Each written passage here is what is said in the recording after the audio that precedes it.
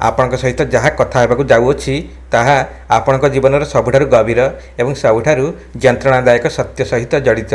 ଏହା କୌଣସି ଧାର୍ମିକ ଅଭ୍ୟାସ ନୁହେଁ, ଏହା କୌଣସି ମନ୍ଦିରର ଘଣ୍ଟି ନୁହେଁ, ଏହା ଏପରି ମିଠା ମିଠା କଥା ମଧ୍ୟ ନୁହେଁ ଯାହା ଶୁଣି ଆପଣ 10 ମିନିଟ୍ ପାଇଁ ଭଲ ଅନୁଭବ କରିବେ ଏବଂ ପରେ ଭୁଲିଯିବେ। ଏହା ପୁରାଣର ଏକ ରହସ୍ୟ ଯାହା ହଜାର ହଜାର ବର୍ଷ ଧରି ବନ୍ଦ ପୁସ୍ତକଗୁଡ଼ିକ ଭିତରେ ଦବି ରହିଛି, ଯାହା ଆମର ପଣ୍ଡିତ ଏବଂ ବିଦ୍ୱାନମାନେ କେବେ ସାଧାରଣ ମଣିଷଙ୍କୁ ଏଥିପାଇଁ କହିନଥିଲେ, କାରଣ ଏହା ଶୁଣି ମଣିଷ ଭାଙ୍ଗି ପଡ଼ିପାରେ। ଯଦି ଏହାକୁ ଠିକ୍ ଭାବରେ ବୁଝିଯାଏ ତେବେ ବୋଧହୁଏ ଠିକ୍ରେ ବଞ୍ଚିବା ମଧ୍ୟ ଶିଖିପାରେ। ମୁଁ ଆଜି ଗୋଟେ ପ୍ରଶ୍ନ ପଚାରିବାକୁ ଚାହୁଁଅଛି, ଏପରି ଏକ ପ୍ରଶ୍ନ ଯାହା କେହି ପଚାରନ୍ତି ନାହିଁ, ଯାହା ପଚାରିବା ପାଇଁ ବହୁତ ସାହସ ଦରକାର। ଆଉ ପ୍ରଶ୍ନଟି ହେଉଛି, ଯେଉଁ ପୁଅକୁ ଆପଣ ନିଜ ହାତରେ ପାଳନ କରନ୍ତି, ପୋଷଣ କରନ୍ତି, ଯାହା ପାଇଁ ଆପଣ ନିଜର ରକ୍ତ ଓ ଝାଳ ଏକ କରିଦିଅନ୍ତି, ଆପଣ ସତରେ ଜାଣନ୍ତି କି ସିଏ ଆପଣଙ୍କ ଘରକୁ କାହିଁକି ଆସିଛି? ସିଏ କ'ଣ ଆପଣଙ୍କ ଉତ୍ତରାଧିକାରୀ? ସିଏ କ'ଣ ଆପଣଙ୍କ ବୃଦ୍ଧାବସ୍ଥାର ଆଶାବାଡ଼ି? ସିଏ କ'ଣ ଆପଣଙ୍କ ପ୍ରାର୍ଥନାର ଫଳ? ନା ଏହା ସମ୍ଭବ କି ସେ କୌଣସି ବହୁତ ପୁରୁଣା ଏବଂ ବହୁତ ଗଭୀର ହିସାବ ସୁଝେଇବା ପାଇଁ ଆସିଅଛି, ଯାହା ଆପଣ କୌଣସି ନା କୌଣସି ଭାବରେ କରିଥିଲେ? ଆଜି ଆମେ ପୁରାଣର ସେହି ପୃଷ୍ଠାଗୁଡ଼ିକ ଖୋଲିବା ଯାହାକୁ ଆଜି ପର୍ଯ୍ୟନ୍ତ କେହି ଏତେ ଗଭୀରତା ଏବଂ ଏତେ ସତ୍ୟତାର ସହିତ ଖୋଲି ନାହାନ୍ତି। ଜୟ ଜଗନ୍ନାଥ ଦର୍ଶକ ବନ୍ଧୁ, ଆପଣ ଶୁଣୁଛନ୍ତି ବଣଚଟିଆ ଓଡ଼ିଆ ଷ୍ଟୋରିଜ୍। ଏଠାରେ ଆମେ ଆପଣଙ୍କ ପାଇଁ ନେଇ ଆସିଛୁ ପୁରାଣ, ଧର୍ମ, କର୍ମ, ଆତ୍ମା ଏବଂ ଜୀବନ ସହିତ ଜଡ଼ିତ ଏମିତି କାହାଣୀ ଯାହା କେବଳ ଆପଣଙ୍କୁ ଶୁଣାଇବ ନାହିଁ, ବରଂ ଚିନ୍ତା କରିବାକୁ ମଧ୍ୟ ବାଧ୍ୟ କରିବ। ତେଣୁ ଆଜିର ଏହି କାହାଣୀକୁ ଶେଷ ପର୍ଯ୍ୟନ୍ତ ଶୁଣନ୍ତୁ, କାରଣ ଶେଷରେ ଲୁଚି ରହିଛି ଏମିତି ଏକ ସତ୍ୟ ଯାହା ହୁଏତ ଆପଣଙ୍କ ଚିନ୍ତାଧାରାକୁ ବଦଳାଇ ଦେବ। କିନ୍ତୁ ସେହି ଚିନ୍ତାଧାରା ବଦଳିବା ଭିତରେ ଆପଣ ଏପରି ଏକ ସ୍ୱାଧୀନତା ମଧ୍ୟ ପାଇବେ ଯାହା ପାଇବା ପାଇଁ ଲୋକମାନେ ବର୍ଷ ବର୍ଷ ଧରି ସାଧନା କରନ୍ତି, ଆମ ଦେହରେ, ଆମ ସମାଜରେ ଆଉ ଆମ ଧର୍ମରେ। ଯେତେବେଳେ ଗୋଟିଏ ପୁଅର ଜନ୍ମ ହୁଏ ସେତେବେଳେ ଏକ ଅଲଗା ହିଁ ଦୁନିଆ ତିଆରି ହୋଇଯାଏ। ଆପଣ ସେହି ମୁହୂର୍ତ୍ତକୁ ଅନୁଭବ କରନ୍ତୁ, ସେହି ସମୟକୁ, ସେହି ହସ୍ପିଟାଲର ଦ୍ୱାରକୁ, ସେହି ନର୍ସଙ୍କ ଆସିବାକୁ, ସେହି ଖବର ଆସିବାକୁ ଯେ ପୁଅ ହୋଇଛି ଏବଂ ସେହି ଖବର ସହିତ ଜଣେ ବାପାଙ୍କ ଆଖିରେ ଆସୁଥିବା ଲୁହକୁ। ଆଉ ସେଗୁଡ଼ିକ କାନ୍ଦିବାର ଲୁହ ନୁହେଁ, ସେହି ଲୁହ ହେଉଛି ଏପରି ଜଣେ ମଣିଷର ଲୁହ ଯାହାକୁ ଲାଗୁଅଛି ଯେ ତାଙ୍କ ସାରା ଜୀବନର ପରିଶ୍ରମ ଆଜି ସଫଳ ହୋଇଛି। ଘରେ ଢୋଲ ବାଜେ, ମିଠା ବଣ୍ଟାଯାଏ, ପଡ଼ୋଶୀମାନେ ଆସନ୍ତି, ସମ୍ପର୍କୀୟମାନେ ଆସନ୍ତି, ପରିବାରର ବୟସ୍କମାନେ ଆସନ୍ତି, ଆଉ ସବୁଠାରୁ ପ୍ରଥମେ ଯେଉଁ କଥା କୁହାଯାଏ ସେଇଟା ହେଉଛି ପୁଅଟି ବଡ଼ ହେବ, ନାମ ରୋଶନ କରିବ, ବୃଦ୍ଧାବସ୍ଥାର ସାହାରା ଆସିଗଲା। ଏହି 3ଟି ବାକ୍ୟ ହିଁ ତାଙ୍କ ସାରା ଜୀବନର ଆଶା, ସମ୍ପୂର୍ଣ୍ଣ ଭବିଷ୍ୟତ ଏବଂ ସମ୍ପୂର୍ଣ୍ଣ ସ୍ୱପ୍ନ ପୂରଣ ହୋଇଯାଏ। ଆଉ ଏଇଠାରୁ ହିଁ ଆରମ୍ଭ ହୁଏ ସେଇ ଭୁଲ ଯାହା ପରେ ପୁଅଟିକୁ ବଞ୍ଚାଇଥାଏ। ଜଣେ ବାପା ନିଜ ନବଜାତ ପୁଅକୁ କୋଳରେ ଉଠାନ୍ତି, ସେହି ଛୋଟ ମୁହଁକୁ ଦେଖନ୍ତି, କୋମଳ ଆଖିକୁ, କୋମଳ ହାତକୁ, ଏବଂ ସେହି ମୁହୂର୍ତ୍ତରେ ତାଙ୍କ ମନରେ କ'ଣ ଚାଲିଥାଏ? ସିଏ ଭାବନ୍ତି ଏହା ହିଁ ମୋର ପ୍ରକୃତ ସମ୍ପତ୍ତି, ଏହା ହିଁ ମୋର ପରିଚୟ, ଏହା ପାଇଁ ମୁଁ ବଞ୍ଚିବି, ଏହା ପାଇଁ ମୁଁ ମରିବି। ଆଉ ସେହି ରାତିଠାରୁ ସେହି ବାପା ବଦଳି ଯାଆନ୍ତି, ତାଙ୍କ ନିଦ ବଦଳିଯାଏ, ତାଙ୍କ ଭୋକ ବଦଳିଯାଏ, ତାଙ୍କ ସ୍ୱପ୍ନ ବଦଳିଯାଏ। ଏବେ ତାଙ୍କ ପ୍ରତ୍ୟେକ ସ୍ୱପ୍ନରେ ଗୋଟିଏ ପୁଅ ଥାଏ, ଜଣେ ପାଠପଢ଼ା କରିଥିବା ସଫଳ ସଂସ୍କାରୀ ପୁଅ, ଯିଏ ତାଙ୍କ ନାମକୁ ସାର୍ଥକ କରିବ, ଯିଏ ତାଙ୍କ ବୃଦ୍ଧାବସ୍ଥାରେ ତାଙ୍କ ପାଖରେ ବସିବ, ଯିଏ ତାଙ୍କ ଚାଲିଯିବା ପରେ ତାଙ୍କ ଚିତାରେ ଅଗ୍ନି ଦେବ, ତାଙ୍କ ଆତ୍ମାକୁ ମୋକ୍ଷ ପ୍ରାପ୍ତ କରାଇବ। ଏହି ଚିନ୍ତା, ଏହା ହେଉଛି ଅନ୍ଧ ପ୍ରେମ, ଏହା ହେଉଛି ପୁତ୍ର ମୋହ। ଏବଂ ଗରୁଡ଼ ପୁରାଣ କହେ ଯେ ଏହି ପୁତ୍ର ମୋହ ହିଁ ମଣିଷର ସବୁଠାରୁ ବଡ଼ ଦୁର୍ବଳତା, ଏହା ହିଁ ତା'ର ସବୁଠାରୁ ବଡ଼ ବନ୍ଧନ, ଆଉ ଅନେକ ସମୟରେ ଏହା ହିଁ ତା'ର ସବୁଠାରୁ ବଡ଼ ନିରାଶାର କାରଣ ମଧ୍ୟ ହୋଇଥାଏ। ଏବେ ମୁଁ ଆପଣଙ୍କୁ ଗୋଟେ ବହୁତ ଜରୁରୀ ପ୍ରଶ୍ନ ପଚାରିବାକୁ ଚାହୁଁଅଛି।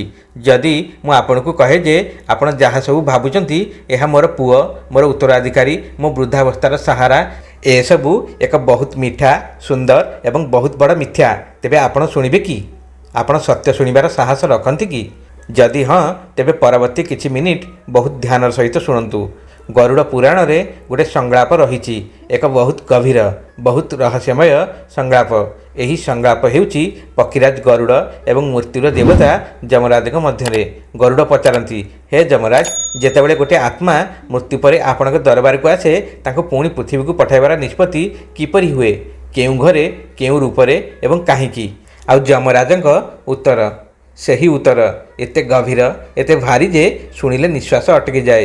ଯମରାଜ କୁହନ୍ତି, ହେ ଗରୁଡ଼, ଏହି ବ୍ରହ୍ମାଣ୍ଡରେ କିଛି ବି ସଂଯୋଗ ନୁହେଁ। ଗୋଟିଏ ଆତ୍ମା ଯେତେବେଳେ କୌଣସି ଘରେ ଜନ୍ମ ନିଏ, ସେ ପୁଅ ରୂପରେ ହେଉ, ଝିଅ ରୂପରେ ହେଉ କିମ୍ବା ଅନ୍ୟ କୌଣସି ରୂପରେ, ଏସବୁ ଋଣାନୁବନ୍ଧର କଠୋର ନିୟମ ଦ୍ୱାରା ନିର୍ଦ୍ଧାରିତ ହୁଏ। ଋଣାନୁବନ୍ଧ ଏହି ଶବ୍ଦଟି ଶୁଣନ୍ତୁ। ଋଣ ଅର୍ଥାତ୍ କରଜ, ଅନୁବନ୍ଧ ଅର୍ଥାତ୍ ବନ୍ଧନ। ଋଣାନୁବନ୍ଧର ଅର୍ଥ ହେଉଛି କର୍ମର ସେହି ବନ୍ଧନ ଯାହା ଆତ୍ମାମାନଙ୍କୁ ବାରମ୍ବାର ପରସ୍ପର ପାଖକୁ ଟାଣି ଆଣେ ଯେପର୍ଯ୍ୟନ୍ତ ହିସାବ ସମାନ ନ ହୋଇଯାଏ। ଭାବନ୍ତୁ, ଏବେ ଆପଣଙ୍କ ଘରେ ଯେଉଁ ପୁଅ ଅଛି ସେ ଛୋଟ ହେଉ କି ବଡ଼, ସେ ଆପଣଙ୍କ ଜୀବନରେ କୌଣସି ନା କୌଣସି କାରଣରୁ ଆସିଅଛି। ଆଉ ସେହି କାରଣ ଆପଣଙ୍କ ମନସ୍କାମନା ନୁହେଁ, ସେହି କାରଣ ଆପଣଙ୍କ ପୂଜାପାଠ ନୁହେଁ।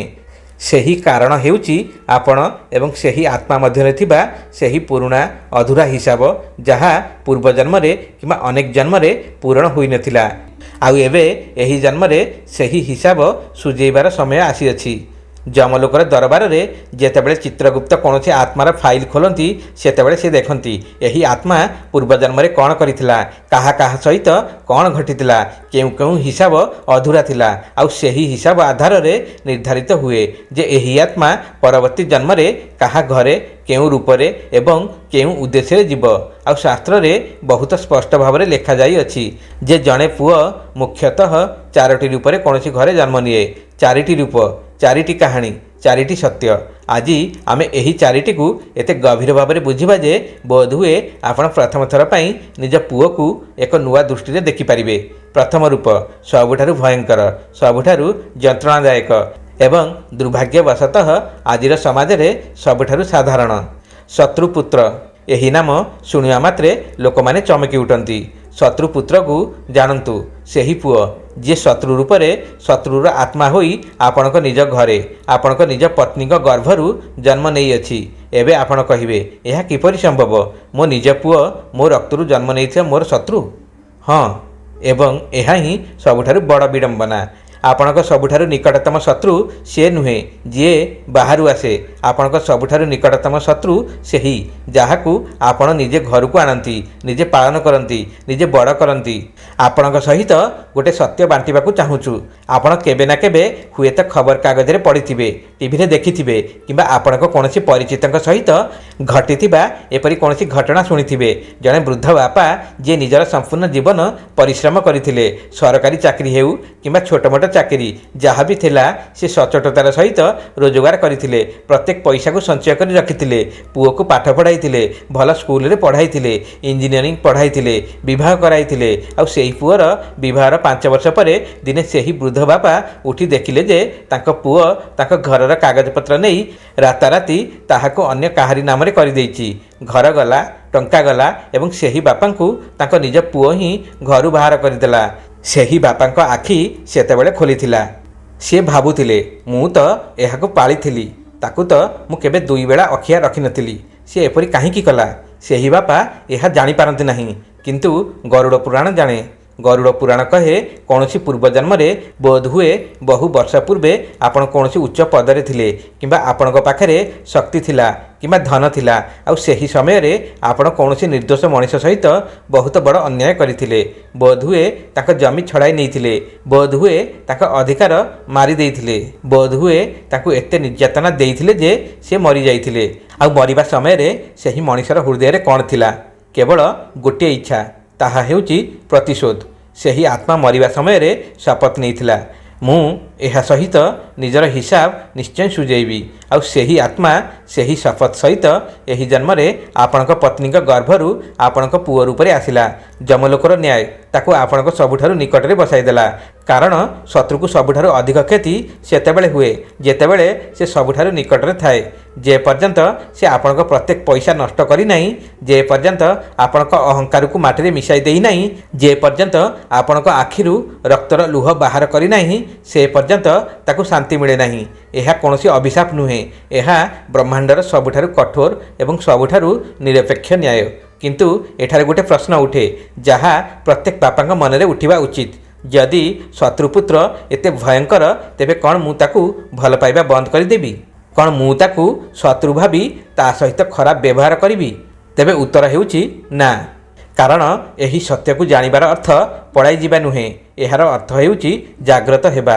ଆଉ ଜାଗ୍ରତ ହେବାର ଅର୍ଥ ହେଉଛି ବୁଝିବା ଯେ ସିଏ ଆପଣଙ୍କୁ ଯେଉଁ ଯନ୍ତ୍ରଣା ଦେଉଛି ତାହା ଆପଣଙ୍କ ନିଜ ପୂର୍ବ କର୍ମର ଫେରସ୍ତ। ଏହା ଦଣ୍ଡ ନୁହେଁ, ଏହା ସୁଝେଇବା। ଆଉ ଯେତେବେଳେ ଆପଣ ଏହି ସତ୍ୟକୁ ହୃଦୟରୁ ଗ୍ରହଣ କରିନିଅନ୍ତି ସେହି ମୁହୂର୍ତ୍ତରୁ ସେହି ବନ୍ଧନ ଦୁର୍ବଳ ହେବାକୁ ଲାଗେ। ଦ୍ୱିତୀୟ ରୂପ ଋଣପୁତ୍ର।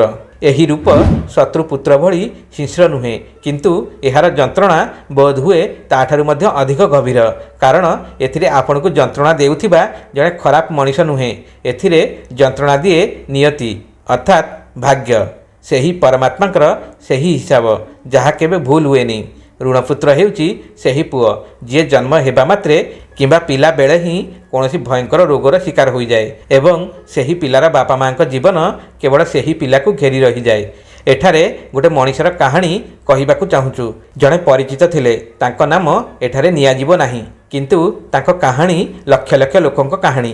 ସେ ଜଣେ ସାଧାରଣ ସରକାରୀ ଶିକ୍ଷକ ଥିଲେ, ସଚ୍ଚୋଟ ଏବଂ ପରିଶ୍ରମୀ। ଯେତେବେଳେ ତାଙ୍କ ପୁଅ 3 ବର୍ଷର ଥିଲା, ଜଣାପଡ଼ିଲା ଯେ ତାକୁ ଏକ ବିରଳ ରୋଗ ହୋଇଛି।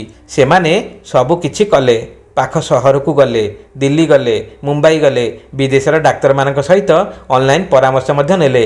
ଯାହା ଘର ଥିଲା ବିକ୍ରି କରିଦେଲେ, ଯାହା ଜମି ଥିଲା ବନ୍ଧକ ରଖିଦେଲେ। ପତ୍ନୀ ରାତି ପରେ ରାତି କାନ୍ଦୁଥିଲେ। ସେ ନିଜେ ମନ୍ଦିରକୁ ଯାଉଥିଲେ। 7 ବର୍ଷ ପର୍ଯ୍ୟନ୍ତ ସେହି ପିଲା ପାଇଁ ଲଢ଼ିଲେ ଏବଂ ଦିନେ ସେହି ପିଲା ଚାଲିଗଲା। ସେହି ବାପା ମାଙ୍କ ପାଇଁ ଦୁନିଆ ଯେମିତି ଅଟକିଗଲା। ସେହି ବାପା ଆଜି ମଧ୍ୟ କହନ୍ତି, ମୁଁ ଏମିତି କ'ଣ କରିଥିଲି? ଗରୁଡ଼ ପୁରାଣର ଉତ୍ତର ହେଉଛି, କୌଣସି ପୂର୍ବ ଜନ୍ମରେ ଆପଣ କିମ୍ବା ଆପଣଙ୍କ ପରିବାର ସେହି ଆତ୍ମା ସହିତ କୌଣସି ଆର୍ଥିକ ଅନ୍ୟାୟ କରିଥିଲେ, କୌଣସି ଏପରି ଋଣ ନେଇଥିଲେ ଯାହା ଆପଣ ଶୁଝି ନଥିଲେ, କୌଣସି ଏପରି ଧନ ଯାହାକୁ ଆପଣ ବେଇମାନି କରି ହଡ଼ପ କରିଥିଲେ। ସେହି ହିସାବ ଅଧୁରା ଥିଲା।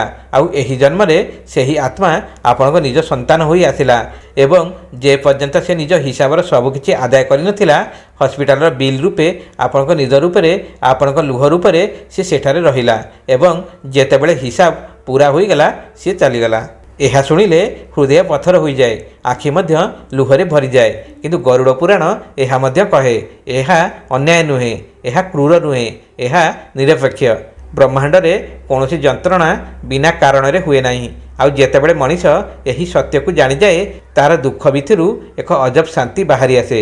ସେହି ଶାନ୍ତି ଯାହା କହେ, ହିସାବ ହୋଇଗଲା, ଏବେ ଆଗକୁ ବଢ଼। ଏ ପର୍ଯ୍ୟନ୍ତ ଆମେ 2ଟି ବହୁତ ଭାରି ସତ୍ୟ ଶୁଣିଲୁ। ଏବେ ଏପରି ଏକ ସତ୍ୟ ଶୁଣନ୍ତୁ ଯାହା ଆପଣଙ୍କ ହୃଦୟକୁ ଉଷ୍ମ କରିଦେବ। ତୃତୀୟ ରୂପ ସେବକ ପୁତ୍ର। କେବେ କେବେ କୌଣସି ଘରେ ଏପରି ଜଣେ ପୁଅ ଜନ୍ମ ନିଏ, ଯାହାକୁ ଦେଖି ପଡ଼ୋଶୀମାନେ କହନ୍ତି, ଆହା, ଏମାନଙ୍କ ଭାଗ୍ୟ ବହୁତ ଭଲ। ସେହି ପୁଅ ପିଲାଦିନରୁ ହିଁ ଟିକେ ଅଲଗା ହୋଇଥାଏ। ଯେତେବେଳେ ସବୁ ପିଲା ଖେଳିବାକୁ ଯାଆନ୍ତି, ସେ ମାଆଙ୍କ ପାଖରେ ବସେ। ଯେତେବେଳେ ବାପା ଥକି ଘରକୁ ଫେରନ୍ତି, ସେ ପାଣି ନେଇ ଆସେ। ଯେତେବେଳେ ଜେଜେବାପା ଜେଜେମା ଅସୁସ୍ଥ ହୁଅନ୍ତି, ସେ କୌଣସି ଅଭିଯୋଗ ନ କରି ସେମାନଙ୍କର ସେବା କରେ। ସେ କେବେ କହେ ନାହିଁ, ମୋତେ କାହିଁକି କରିବାକୁ ପଡ଼ିବ। ସେ କେବେ ଭାବେ ନାହିଁ, ଏଥିରେ ମୋର କ'ଣ ଲାଭ। ସେ କେବଳ କରିଚାଲେ। ନିଜେ ଅଧା ରୁଟି ଖାଇବ, କିନ୍ତୁ ମାଆଙ୍କୁ ପୁରା ରୁଟି ଦେବ। ନିଜେ ଚିରାଫଟା କପଡ଼ା ପିନ୍ଧିବ, କିନ୍ତୁ ବାପାଙ୍କ ଔଷଧ କେବେ ବନ୍ଦ ହେବାକୁ ଦେବ ନାହିଁ। ଏପରିକି ନିଜ ବିବାହ ମଧ୍ୟ ଅଟକାଇ ଦେବ, କେବଳ ଏଥିପାଇଁ ଯେ ମା ବାପାଙ୍କ ସହିତ କେହି ରହୁ। ଏପରି ପୁଅ, ଏପରି ଆତ୍ମା। ଗରୁଡ଼ ପୁରାଣ କହେ, ଏହା ସେହି ମହାନ ଆତ୍ମା ଯାହା ଉପରେ ଆପଣ ପୂର୍ବର କୌଣସି ଜନ୍ମରେ ବହୁତ ବଡ଼, ବହୁତ ନିଃସ୍ୱାର୍ଥ ଉପକାର କରିଥିଲେ। ବୋଧହୁଏ ଆପଣ ତାକୁ ଭୋକରେ ମରିବାରୁ ବଞ୍ଚାଇଥିଲେ। ବୋଧହୁଏ କୌଣସି ଭୟଙ୍କର ସଙ୍କଟରେ ଆପଣ ତା ସହିତ ଠିଆ ହୋଇଥିଲେ, ଯେତେବେଳେ ସାରା ଦୁନିଆ ତାର ସାଥ ଛାଡ଼ି ଯାଇଥିଲା। ସେହି ଆତ୍ମା ଭୁଲି ନଥିଲା। କେଉଁଠି ଏକ ଅଦୃଶ୍ୟ ରେଜିଷ୍ଟରରେ ଆପଣଙ୍କ ସେହି ଉପକାର ଲେଖା ହୋଇଥିଲା। ଆଉ ଏହି ଜନ୍ମରେ ସିଏ ଆସିଲା ଆପଣଙ୍କ ସେବକ ପୁତ୍ର ରୂପରେ, ଆପଣଙ୍କ ଋଣ ସୁଝାଇବାକୁ, ଆପଣଙ୍କୁ ସୁଖ ଦେବାକୁ, ଆପଣଙ୍କ ବୃଦ୍ଧାବସ୍ଥାର ଦୃଢ଼ ଆଶାବାଡ଼ି ହେବାକୁ। ଯଦି ଆପଣଙ୍କ ଘରେ ଏପରି ପୁଅ ଅଛି, ତେବେ ପ୍ରତିଦିନ ସକାଳେ ଉଠି ଆଖି ବନ୍ଦ କରନ୍ତୁ ଏବଂ ସେହି ପରମାତ୍ମାକୁ ହୃଦୟରୁ ଧନ୍ୟବାଦ ଦିଅନ୍ତୁ। କାରଣ ଏହି କଳିଯୁଗରେ ଏପରି ଆତ୍ମା ବହୁତ କମ୍ ଘରକୁ ଆସେ। ଆପଣଙ୍କ ପୂର୍ବଜନ୍ମ ବହୁତ ଶୁଦ୍ଧ ଥିଲା, ବହୁତ ପବିତ୍ର ଥିଲା। ସେଥିପାଇଁ ଆପଣଙ୍କୁ ଏହି ଅମୂଲ୍ୟ ଉପହାର ମିଳିଛି। ଏ ପର୍ଯ୍ୟନ୍ତ ସବୁଠାରୁ ଦୁର୍ଲଭ ରୂପ ଧର୍ମପୁତ୍ର। ଲକ୍ଷ ଲକ୍ଷ କୋଟି କୋଟି ଲୋକଙ୍କ ମଧ୍ୟରୁ କୌଣସି ଗୋଟିଏ ଘରକୁ ଏପରି ଆତ୍ମା ଆସେ। ଏହା ସେହି ପୁଅ ଯିଏ କେବଳ ମା ବାପାଙ୍କର ନୁହେଁ। ଆପଣ ଶୁଣୁଛନ୍ତି ବଣଚଟିଆ ଓଡ଼ିଆ ଷ୍ଟୋରିଜ୍। ଆମ ସହିତ ରୁହନ୍ତୁ, କାରଣ ଏହି କାହାଣୀର ଆଗକୁ ଆସୁଥିବା ଅଂଶ ହୁଏତ ଆପଣଙ୍କୁ ଆହୁରି ଚିନ୍ତା କରିବାକୁ ବାଧ୍ୟ କରିବ। एपर्यंत सबुठारु दुर्लभ रूप धर्मपुत्र लक्ष लक्ष कोटी कोटी लोकंग मध्यरु कौनसी गोटे घर को एपरी आत्मा आसे। यह सही पुओ जी केवल माँ बापंकर नुहे संपूर्ण परिवारर संपूर्ण समाजर संपूर्ण मानवतार होता है। से पिलादिनरु ही अलगा होता है। तार आखिरे एक अजब प्रकार रश्मि थाए। तार कथारे एक गभीरता थाए। तार कामरे एपरी निस्वार्थपरता थाए जहाकु देखि लोक माने कहंती एही पिलाटी किछि अलगा। से पढ़े किंतु केवल चाकरी पाई नुहे। से रोजगार करे किंतु केवल निज पाई नुहे। से बंचे किंतु केवल निज पाई नुहे। से अन्य मानक मंगल पाई काम करे। से सत्यर पथरे चले जेते कष्ट हेले मध्य। से भगवानकर सचोट भक्ति करे कौनसी स्वार्थ पाई नुहे बरं प्रेम पाई। आउ मृत्यु पर तार महान कर्म एते शुद्ध होता है जे से निज माँ बापा आत्मा को मध्य उद्धार कर दिए। से मानकु मोक्षर पथरे नहीं जाए। धर्मपुत्र यही रूप कहार संचित पुण्यर फल। यही रूप से ही मनीष को मिले जीए अनेक जन्म धरी निज जीवन को धर्म सेवा एवं सत्य पाई समर्पित करी बंची थाए। आउ जदि आपण घर को एपरी एक आत्मा आसीअछि तेबे एहा ब्रह्मांडर सबुठारु बड़ पुरस्कार। एबे एठारे सही प्रश्न आसे जहाँ प्रत्येक माँ बापांक मनरे थिबो जदि मोर पुओ मोर संपत्ति नुहे जदि सी मोर कर्मर हिसाब जदि से जने धनी जदि सी जने स्वाधीन आत्मा जे निज यात्रारे अछि तेबे मु कौन करिवि। कौन मु ताकु भल पाइबा बंद करदेवी। कौन ताकु निजर मने करिवि नहीं। कौन तार जत्न नेबा छाड़देवी। उत्तर आसे ना। गरुड़ पुराण भगवत गीता एवं आमर समस्त शास्त्र एक स्वर में कहती ना बरं यार ठीक विपरीत। जेतेबेले आपण जानी जाती जे आपण पुओ जने स्वाधीन आत्मा सेतेबेले आपण ताकू आहुरी गभीर आहुरी शुद्ध एवं आहुरी सत्य प्रेम करिपारिबे।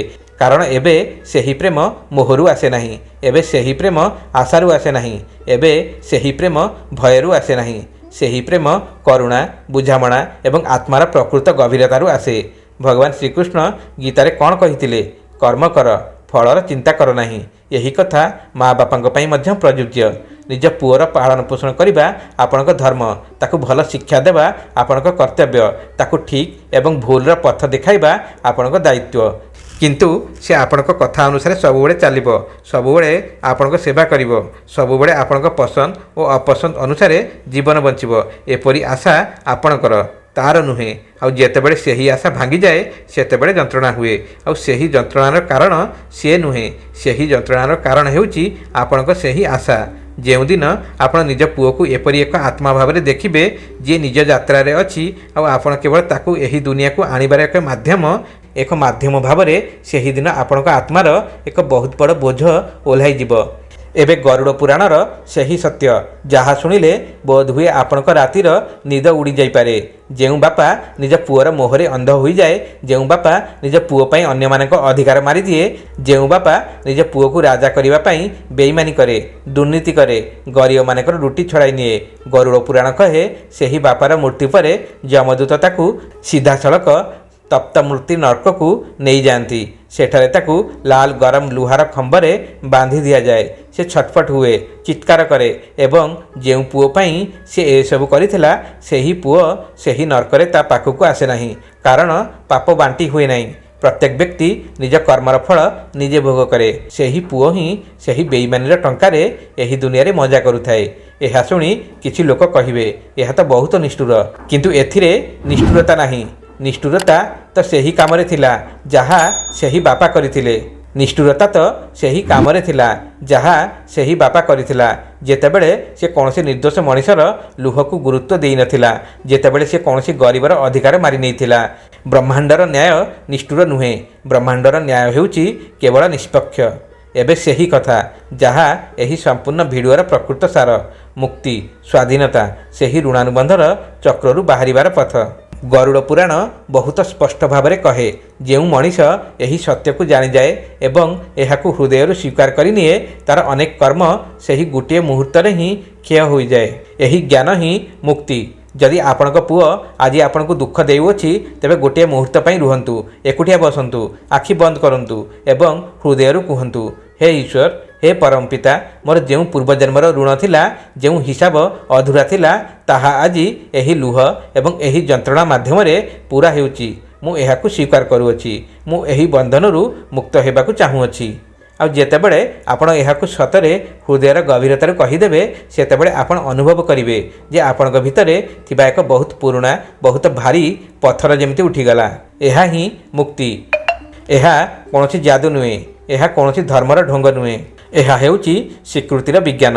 ଯେତେବେଳେ ଆପଣ କୌଣସି ଯନ୍ତ୍ରଣା ସହିତ ଲଢ଼ିବା ବଦଳରେ ତାହାକୁ ବୁଝି ସ୍ୱୀକାର କରନ୍ତି ସେତେବେଳେ ସେହି ଯନ୍ତ୍ରଣା ଆପଣଙ୍କୁ ଭାଙ୍ଗିପାରେ ନାହିଁ, ବରଂ ସେହି ଯନ୍ତ୍ରଣା ଆପଣଙ୍କୁ ଆହୁରି ଶକ୍ତିଶାଳୀ କରିଦିଏ। ଆଜି ଏହି ଭିଡ଼ିଓଟିକୁ ଗୋଟେ ବହୁତ ଜରୁରୀ କଥାରେ ଶେଷ କରିବାକୁ ଚାହୁଁଅଛୁ।